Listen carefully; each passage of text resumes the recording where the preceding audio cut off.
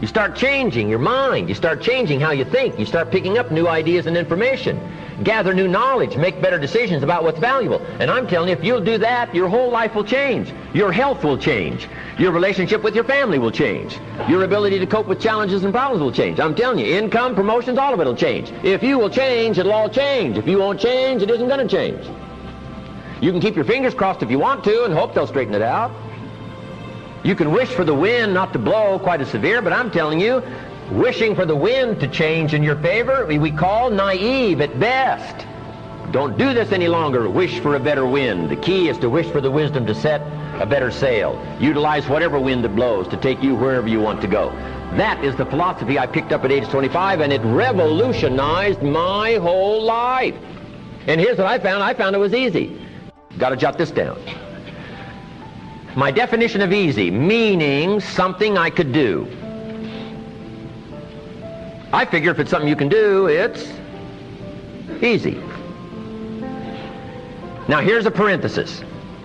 Parenthesis, I worked hard at it. I found something I could do which was easy, but I worked hard at it. I got up early and stayed up late, worked hard that 6 years. But what I did was easy, meaning it was something I could do. You say, well, Mr. Rohn, if it was so easy, how come everybody else around you during that 6 years, how come they didn't get rich? Here's why. It's easy not to. How else would you describe it? That's it. You say, no. For all of the rest of them, it was hard for them and it was easy for you. That's not true. You couldn't debate me on that in front of this intelligent audience. So you've got the choice here today of one of two easies. Easy to or what? Easy not to. I can give you in one sentence how I got rich by the time I was 31. Here it is in one sentence. I did not neglect to do the easy things I could do every day for 6 years. Underline. I did not neglect. That's the key. I found something easy I could do that led to fortune, and I did not neglect to do it. Major reason for not having everything you want in America. Major reason for not having more of what you want in America. More health, more money, more power, more influence, more everything. Major reason why you don't get it. Simple answer. Neglect. Neglect. And here's the problem with neglect. It starts as an infection. And if you don't take care of it, it becomes a disease. And here's what else is the problem. One neglect leads to another. Neglect to do wise things with your money, you'll probably neglect to do wise things with your time. Neglect to do wise things with your time, you'll probably neglect to do wise things with your business. One leads to another, leads to another. Pretty soon, neglect has you by the throat, emptying your purse, emptying your heart, emptying all of your chances for equities and power and all the good things. Neglect. What if you should be walking around the block every day for your good health and you don't? I'm telling you, you're on the wrong track. You should do it, you could do it, you don't do it. That's called formula for disaster. All you've got to do is let that and a few other things accumulate for 6 years, and now you're driving what you don't want to drive, wearing what you don't want to wear, living where you don't want to live, doing what you don't want to do, maybe having become what you really didn't want to become. I'm telling you, that's it. Just neglect along, drift along, and it's got you by the throat. It'll take all your values, leave you with just a little bit of dust in a summer wind, and it'll soon be gone. I hope I said that well. That's it. It's where I found myself at age 25 until my teacher came along and said, Mr. Rohn, up till now you've messed up. Let's see if we can't clean that up, change it all.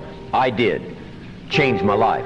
Not just the money, all the rest of the values that came pouring in when I understood that it was me. It was me. So take the easy approach. This stuff's easy to figure out. Getting rich is easy. I teach it to teenagers. How to be rich by 40. 35, if you're extra bright, this stuff is not difficult. Greatness is about making things better. Greatness is about getting better. You know, when we were kids, Granny used to say good, better, best. Never let it rest until your good is better and your better is best. You know, so for me, greatness is about nobody knows Eric Thomas. Nobody knows what I'm capable of. But I know what I'm capable of and getting better every single day. Never settling.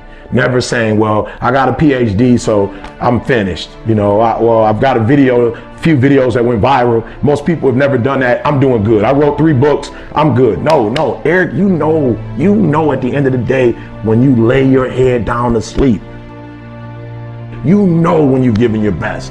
You know when you've gotten better. And greatness is challenging the today you and the future you, saying you can get better.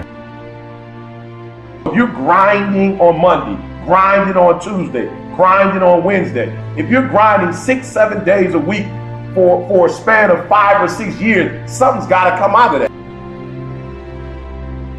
And I think if we would spend more time on what's my goal, meaning what do I need to accomplish in this day to live this lifestyle, and you go after it. And I'm not saying you shouldn't have goals. I just think that goals for people is too high on the priority list. And I think what should be on the priority list is going to bed so you can wake up the next day and you can grind it out. It's possible. I can do this. I can make this happen. No matter how bad it is or how bad it gets, I'm going to make it. It's possible. Yes, your dream is possible. Say that to yourself every day. Feed your mind with words that you write and words that you hear and words that you speak to yourself. Feed your faith and your doubts will starve to death. Say to yourself, it's possible. It's possible. It's possible. Even when you have no evidence to point to, say to yourself, it's possible. There's nothing as powerful as a made-up mind. It's a struggle sometimes to do that, especially when you have people around you telling you that it's not possible, that you can't do it. And they're constantly pointing out your failures of the past, constantly reminding you of all of the things that you don't have going for you. I'm reminded of the story of two little boys that were playing on some ice during the winter. And as they got further out on this ice, one fell through the thin ice. And so the little fellow that was still on top of the ice, he was trying to save his little buddy. And he couldn't reach him. He was trying to pull him. He could see him through the thin ice as he got further away from him, struggling. And he couldn't reach him, and he's trying to break the ice, and he couldn't do it. And he looked around, and he saw a tree in the distance, and he ran, and he got up on the tree, and he pulled and broke down an enormous-sized branch, and came back and savagely began to beat that ice, and broke it, and miraculously, he saved his friend. And when the paramedics came, and they were able to revive this little boy, they were scratching their heads. They're trying to figure this out. Said, how could this little pruny fellow go up in a tree and break off a branch this size and then come back and beat and break the ice and save his friend? They thought it was just miraculous. It was baffling.